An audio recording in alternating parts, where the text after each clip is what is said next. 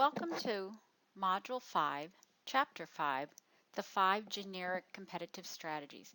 This is just a reminder that you should be working virtually or meeting with your teams to make sure you're moving along on SA2, which is Strategic Assignment Number 2, the Strategic Application Mini Case Study. It's a written paper and presentation are due by Sunday, October 11th. Today's readings in Module 5 are about the 5 generic competitive strategies. And as you're doing your case assessments, your mini case one for assignment number 2 and assignment number 1, in the assessment you want to address which one of the generic competitive strategies do you believe is being used by the organization?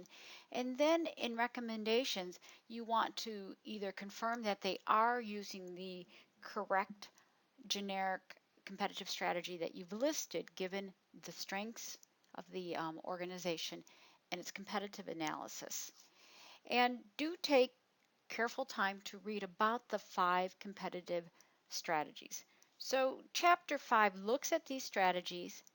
It gives you information of which of the 5 to employ is as a competitive advantage depending on the organization. Now, based on Chapters 3 and 4, you've learned that there are several approaches to competing successfully and gaining a competitive advantage over rivals, but they all involve delivering more value to the customer than the rivals or delivering value more efficiently than the rivals.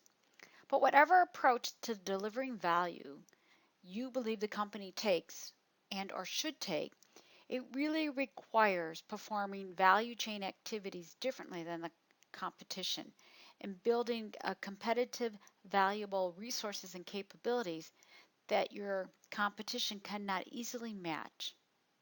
So the 5 generic strategies deal exclusively with the specific of the management's game plan for competing successfully.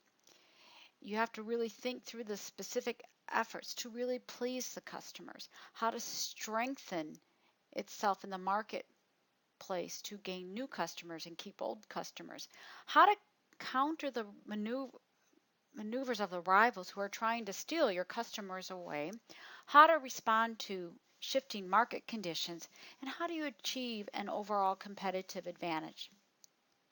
The biggest and most important differences among competitive strategies boils down to 2 things. First is whether a company's market target is broad or narrow, and whether the company is pursuing a competitive advantage linked to low cost or product differentiation. So the 5 distinctive competitive strategic approaches in this chapter begin with number 1, the low cost provider strategy. And they're striving to achieve lower overall costs than rivals and appealing to a broad spectrum of customers, usually by underpricing rivals. And you can see this with Walmart or Southwest Airlines. The second one is a broad differentiation strategy. This is where you're seeking to differentiate the company's product or service offering from rivals, but in ways that would appeal to a broad spectrum of buyers, like Kroger or Meijer grocery stores. The third one is the focused low-cost strategy, and this is where you're concentrating on a narrow buyer segment and outcompeting rivals by serving a niche to the members at a lower cost than rivals. So like all-day grocery stores would be a really good example. The fourth one is a focused differentiation strategy. This is where you concentrate on a very narrow buyer segment and outcompeting rivals by offering niche members customized attributes, and you meet their taste and requirements better than rival products. And this would be going down the grocery store example that I've been using so far, is like Trader Joe's or Whole Foods. And then the fifth one is the best cost provider strategy. This one is a little bit tricky. It's when you're giving customers more value for the money by incorporating good to excellent product attributes, but it's at a lower cost than rivals. The target is to have the best cost and the best prices compared to the rivals offering products with comparable attributes. An example of this would be Costco. So if you look at these 5 generic strategies, and I was thinking about retail stores, it's almost time to go, well, as I'm taping this, back to school shopping.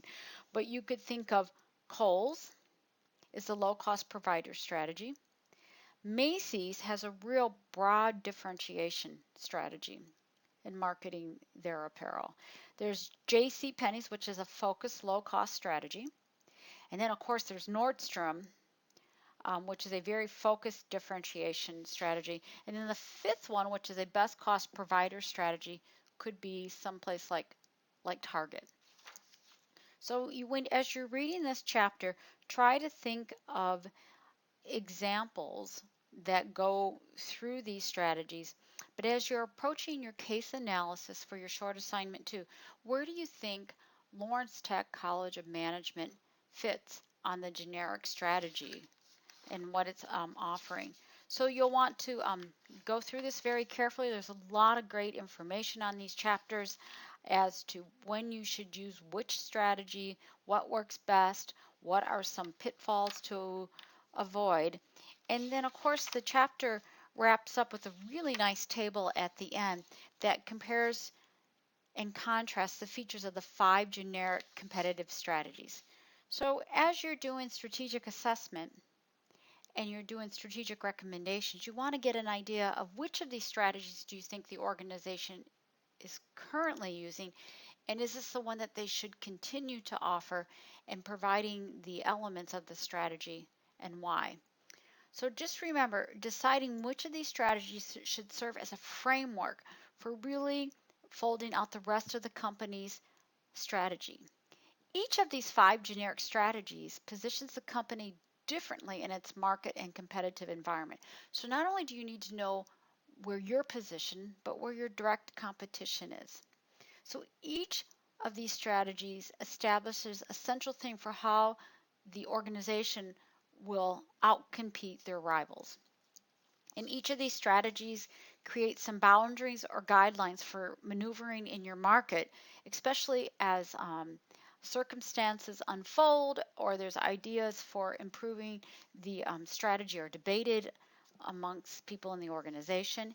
Each of these strategies also entails differences in terms of product line, production, what should you be doing in market emphasis, and customer service, and so on and so forth. And these actually, the really helpful distinguishing features are in table 5.1 in this chapter.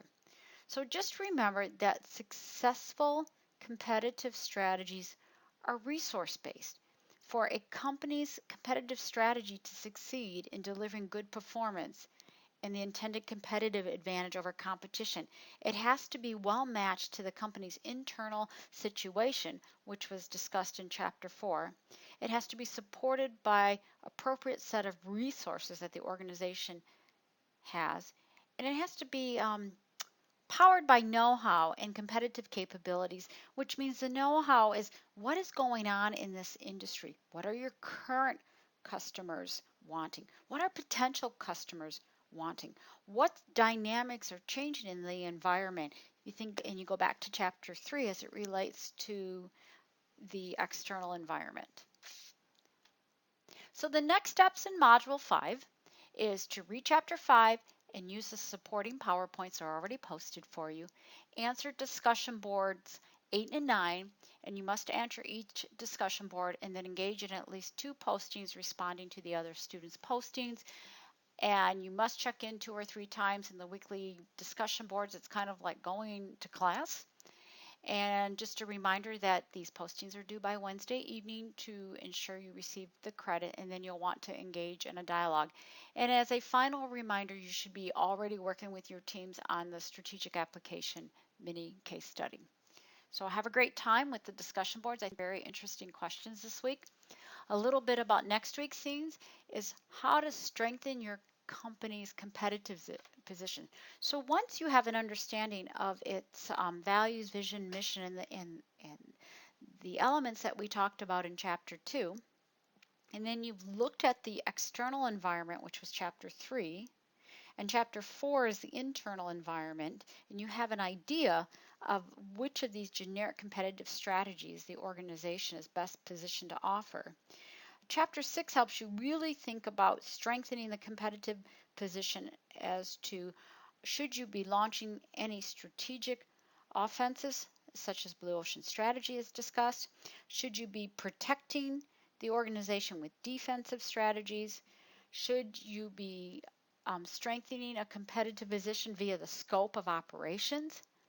Should you be considering any horizontal mergers or acquisition strategies to grow the organization? And what about vertical integration strategies to be able to control cost or offer more products and services to your existing or new market? And what are the potential benefits of either outsourcing, strategic alliances, and partnerships? So that's what Module 6 is going to be about next week. There'll be 2 discussion boards, 10 and 11, and then your initial postings are once again due on Wednesday, and your virtual class discussion will happen Thursday over Sunday. And just a reminder that we have our third optional synchronous review session. If you can join on Tuesday night at 7 p.m., I'll be there to answer any questions or any comments or make any clarifications.